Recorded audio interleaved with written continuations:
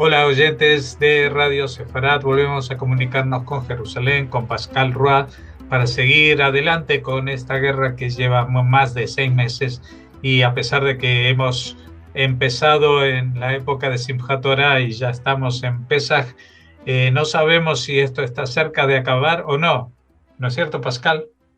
Hola Jorge, sí, sí, estamos en plena semana de pesaje y aquí las noticias pues siguen, cada día hay novedades y más o menos nos quedamos en los mismos, en la misma situación de hace 2 o 3 días, pero aún así se habla mucho, se discute, se especula, cosa que no me gusta mucho hacer, pero de momento es lo que hay, o sea, mucha especulación sobre cómo Israel va a proceder sobre Rafah, uh, cuáles serán cómo serán o cómo será la reanudación de las negociaciones para la liberación de los rehenes,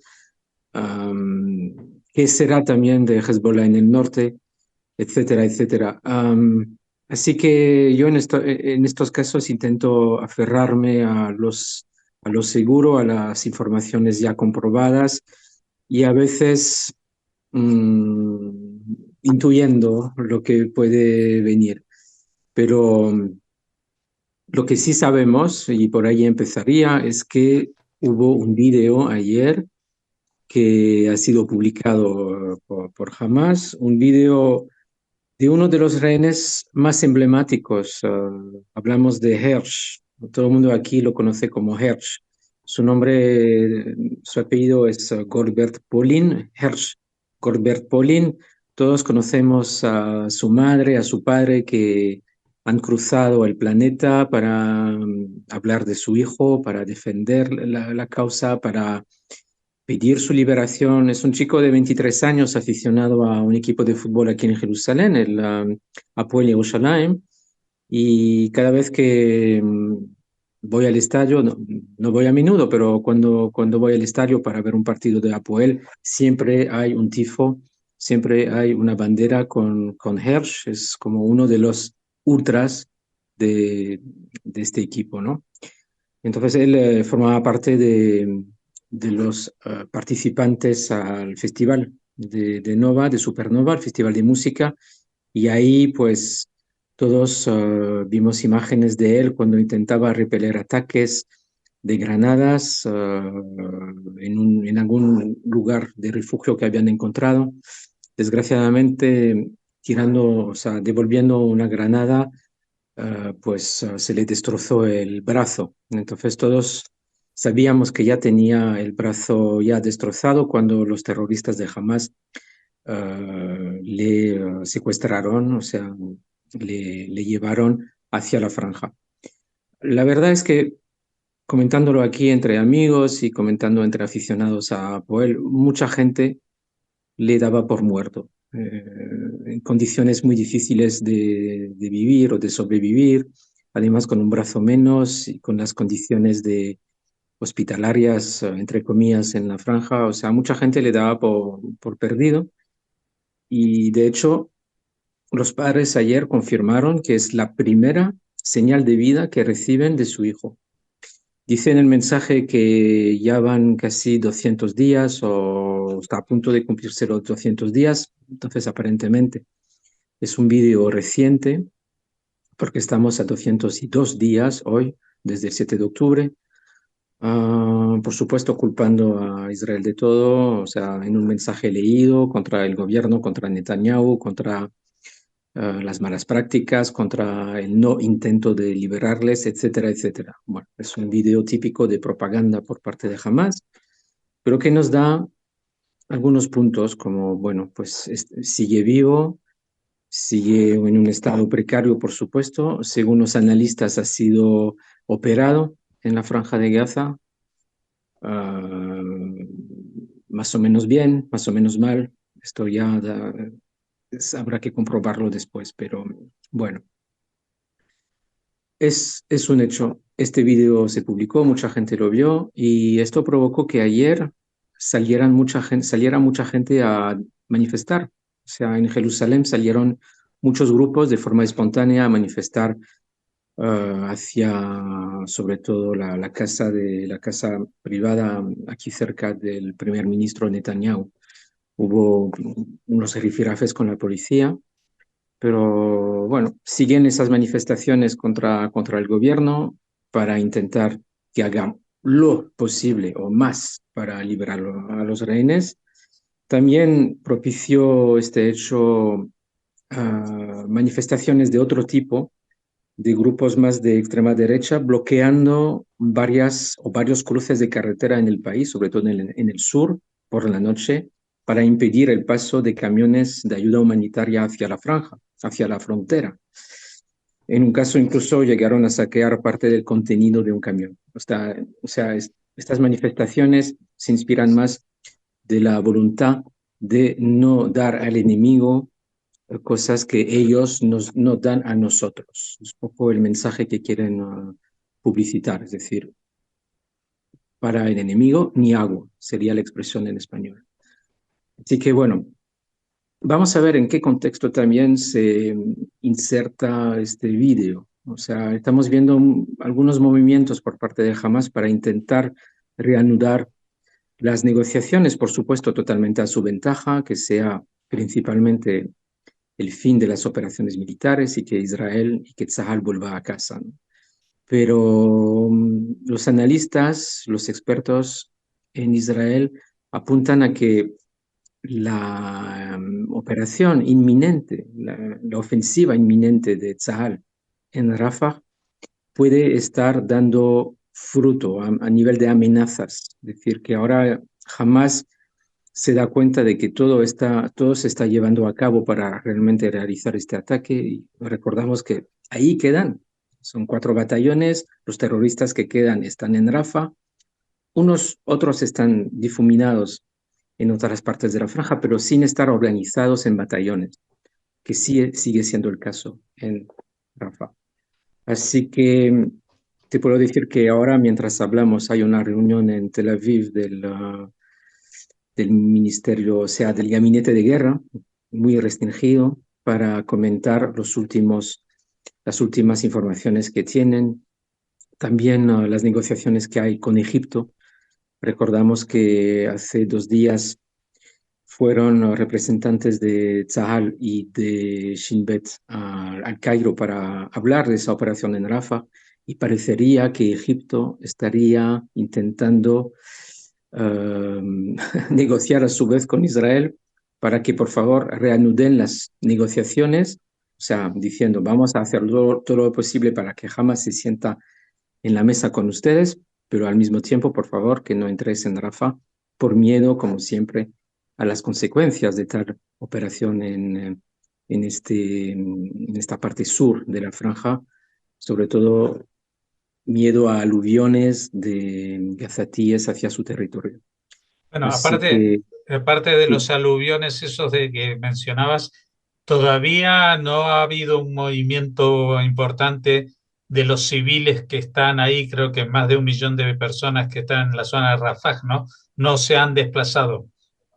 efectivamente, lo único que hemos visto últimamente son imágenes publicadas en redes sociales que han sido confirmadas de campo de refugiados que se están construyendo en Cañunes o en la zona de Cañunes. El campo de refugiado en el sentido de tiendas de campaña, o sea, filas y filas de tiendas de campaña para albergarles cuando empiece la operación, pero efectivamente no ha habido instrucciones por parte del gobierno para que la evacuación se haga realidad. Lo que sí sabemos, bueno, los últimos informes que hemos recibido de Tzahal, es que Tzahal dice, todo está listo. Nosotros solo esperamos la luz verde del gobierno, que no ha llegado todavía.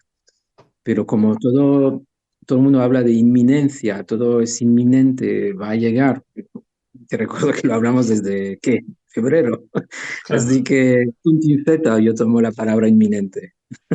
Bueno, evidentemente Israel ya desde el principio dijo que iba a ser el dueño de los tiempos, en el sentido de que iba a poner en marcha los operativos y según su propio concepto y calendario, pero la verdad que esto se está alargando mucho en el tiempo y evidentemente esto produce también efectos colaterales en el tema de la diplomacia internacional. Ahora tiene un poquito más de aire después del ataque de Irán, que parece como que le da una cierta justificación a Israel sobre algunos de los países occidentales como Estados Unidos, Inglaterra o Francia, ¿no? Pero mientras tanto también hay presiones en otros países, por ejemplo en la Unión Europea, etcétera, etcétera, que siguen intentando hacer algo para frenar a Israel, ¿no? Sí, o sea, es muy difícil que Israel tenga todo el apoyo internacional posible para esa operación en Rafah, a menos que haya realmente una evacuación ordenada de los gazatíes que ahí se refugiaron. ¿No? Recordamos que no solo son los 200.000 más o menos que ya vivían ahí, sino el millón de más que se acumuló después del inicio de las operaciones de Tzal hace ya unos meses, después del 7 de octubre. Así que es un problema real lo de la evacuación. Um, a veces expertos dicen, bueno, pues al final no va a haber una operación masiva, va a ser operaciones más de ir y venir, de atacar a algunos puestos, pero me parece a mí muy difícil sin llegar al fondo de la cuestión. El fondo de la cuestión es el fondo de los túneles, al fin y al cabo, Los porque ahí, túneles y los refugiados y los secuestrados que están en los túneles. Porque por más que se quiera tener mucho cuidado, pues evidentemente ya no existe la misma presión que antes, porque el tema de la comida, incluso del combustible, pues jamás ahora debe tener de sobra de todo. Pero el tema es cuál es el siguiente paso que se va a dar, porque aparte de todo esto están las presiones internacionales. Netanyahu le interesa alargar el tema, dicen los políticos israelíes, para evitar enfrentarse a la situación interna que tiene, el problema que tiene en Israel con la justicia, etcétera, etcétera. Y porque ya todo el mundo lo ve como un cadáver político. Es decir, de que a pesar de que tenga todavía muchos que salgan a la calle a gritar bibi, bibi, pues su situación no es nada favorable, ¿no? Es decir, yo creo que en algún momento se va a tener que poner en marcha el operativo y en ese momento, pues en cuanto se vean la situación de los secuestrados, si se recuperan, cuándo y tal, una vez que se acabe todo eso, pues va a haber elecciones inmediatamente y Netanyahu va a tener que aparecer en otro contexto, siendo juzgado sin ser el primer ministro, sin protecciones y, como decíamos, como un cadáver político quizás. sí, tal vez. También tiene la presión del ejército mismo, es decir, que Tzahal tiene ahí a sus hombres, los hombres no quieren caer en vano, quieren luchar por la idea precisamente de expulsar a Hamas, de que Hamas ya no sea una amenaza, los famosos tres objetivos de Netanyahu, ¿no? Que dejen de ser una amenaza, que se destruya todo su aparato político, militar, toda su capacidad militar y organizativa y que vuelvan los rehenes a casa. Para eso luchan los chicos aquí en Israel. Claro. Son los objetivos de Netanyahu, pero no puede alargar la cosa eternamente porque la gente necesita trabajar. Los reservistas van ahí y después vuelven y van otra vez. Esto no es buena política. Así que tiene esa presión para terminar cuanto antes, incluso si sabemos que va a durar mucho tiempo. Y después tendrá el Frente Norte también. O sea que, vamos, que habrá una operación en Rafah, ya no digo inminente. Por supuesto, aquí como es Pesaj, todos apuntan a que sea después del lunes, cuando termine Pesaj, pero habrá y tendrá que rendir cuentas.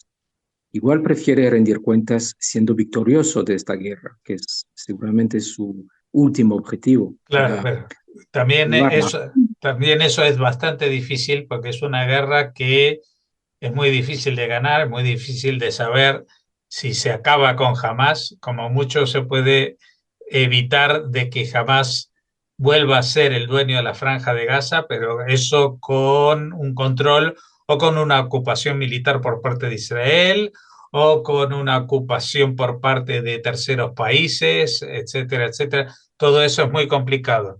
Y como decimos, la amenaza parece seguirá estando en el norte, porque Sí. allí, y detrás de todo eso estará siempre la amenaza que es Irán, que es en definitiva el principal componente vital de Israel. Es decir, que hoy en día creo que Israel ya no está para coronar reyes a menos que alguien sea capaz de descabezar a Irán. Yo creo que Mm, si se descabezara Irán, pues Hezbollah caería de por sí. Pero claro, estamos hablando de un país que tiene 10 veces la población de Israel, que no está al lado, sino que hay que volar horas para llegar hasta allí, que es un país que está a punto, si no ya, de tener material, arsenal nuclear, etcétera, etcétera, y con el apoyo implícito de potencias como Rusia, que también ujú. sabemos que tiene ese potencial nuclear, que tiene también muchas cosas que perder si no gana algo, porque la guerra con Ucrania aparentemente ahora va mejor para Rusia, pero esta misma semana los ucranianos van a recibir dinero y material de Estados Unidos, con lo cual esto no se acaba tan rápido.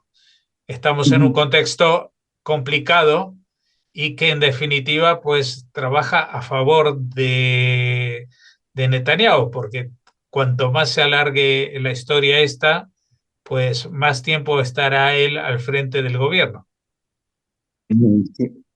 Y por más que haya presión, incluso dentro de su propio gobierno, porque hasta Gantz propuso septiembre como fecha de elecciones, por más que haya presión, creo que tiene ya desde cuándo, desde el 96 que está ahí más o menos, no siempre como primer ministro, o sea, ha habido algunas interrupciones, pero ya tiene la piel muy dura como para resistir a todo tipo de presión, sobre todo interna, sabe muy bien cómo jugar con todo esto y quedarse en el poder. Bueno, Ujú. pues todo eso, al fin y al cabo, son especulaciones que no queremos, en las que no queremos entrar demasiado, pero es una realidad que Netanyahu, que a Netanyahu le facilita la cosa el hecho de que se prolongue y se prolongue. Bueno, Una también, pregunta. Sí, no, porque estamos haciendo mucho análisis, pero ¿hay algunas novedades importantes en los frentes del norte de Gaza, de Cisjordania, etcétera, para que tampoco nos estengamos solamente en cuestiones de especulación, como decías? sí, a nivel de noticias puras, en Cisjordania y en Jerusalén Este ha habido como mucha calma desde el principio de Pesach, alguna que otra redada, como viene siendo habitual, pero no de forma ah, masiva como en los últimos días antes de Pesach. Ayer sí hubo un intento de apuñalamiento de una mujer palestina a la altura del asentamiento de Kiryat Arba contra soldados que estaban en una zona de vigilancia. Ninguno de ellos resultó herido, pero sí la terrorista al final fue eliminada, abatida por los soldados que se defendieron de ella. Es más o menos lo más destacable desde nuestra última conexión desde el este de Israel. En el norte hubo un calentamiento más importante, sobre todo porque hubo andanadas de drones y misiles por parte de Hezbollah ayer, que no resultaron estas andanadas en víctimas mortales, ni heridos, sino en muchos daños materiales a nivel del Moshav de Avivim. y esto provocó una respuesta también muy jarifa, o sea, muy aguda por parte de Tzahal, de la Fuerza Aérea del Ejército israelí, contra muchos sitios del sur del Líbano, y hasta hoy incluso atacó muy dentro de la región de Baalbek, que recordamos está muy lejos de la frontera, hasta unos 100 kilómetros de la frontera Líbano-Israel, pero es considerado como un bastión de Hezbollah, uno más. Todo eso hizo decir a Galán que, según las últimas informaciones de las que Israel dispone, Galán, el ministro de Defensa de Israel, evalúa a la mitad de comandantes de Hezbollah que han sido liquidados en el sur del Líbano. O sea, la mitad, que es bastante impresionante, y añadió que la otra mitad se esconde o ya ha abandonado la zona sur del Líbano. O sea que también esto forma parte de los logros bastante importantes de Israel. También noticias que llegan, por ejemplo, de Siria, que muchos operativos de la Guardia Revolucionaria de Irán vuelve a su casa. O sea, ya no se queda en Siria porque, bueno, pues porque sufren represalias de Israel. De repente están en el consulado y puede que se les estalle la cabeza. Y así que hay un repliegue bastante importante de los grandes mandos, de los altos mandos, tanto de Hezbollah como de la Guardia Revolucionaria, hacia zonas que ellos consideran más seguras. Pero con Israel, pocos sitios seguros hay en la faz de la tierra para ellos. Y para terminar con los hutíes, pues un informe de Estados Unidos decía que se observó, y nosotros también en nuestras noticias observamos una disminución bastante importante en las últimas semanas de los ataques por parte de los hutíes, que se debe, según este análisis de Estados Unidos, del gobierno, se debe a una bajada también importante del tráfico marítimo, al fin y al cabo, pero también a los ataques agresivos en represalia por parte de la coalición liderada por Estados Unidos, con Canadá, con el Reino Unido, y sobre todo en territorio yemenita, atacando y destruyendo mucho arsenal de armamentos en ese territorio, que esto provoca que también están sufriendo una falta o una gran disminución de las municiones y otro tipo de armamentos. Pero bueno, aún así, los hutíes reivindicaron un ataque contra un buque comercial y otro contra un buque de guerra que confirmó Estados Unidos ayer, diciendo que había interceptado misiles balísticos lanzados desde Yemen. Así que bueno, les falta armas y municiones, pero todavía les quedan algunos, como también a los de Hamas, para disparar cohetes, como hace 2 días, hacia el sur de Israel. Pero lo vemos esta vez de forma más esporádica, tanto por parte de Hamas, por supuesto, pero también de los hutíes, a menos que milagrosamente recuperen más armas desde Irán por vías que desconocemos.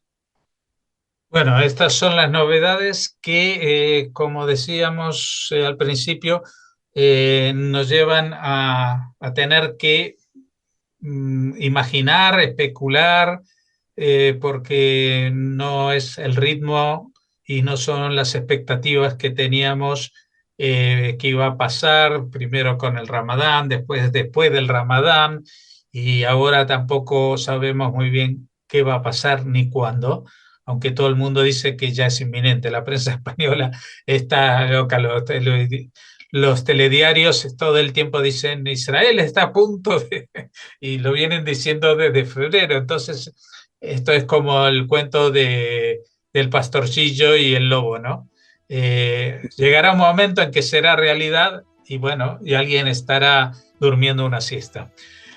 Pues muchas gracias, Pascal, y seguiremos hablando mañana justo antes de que entre el Shabbat para tener las últimas noticias. Muy bien, hasta mañana.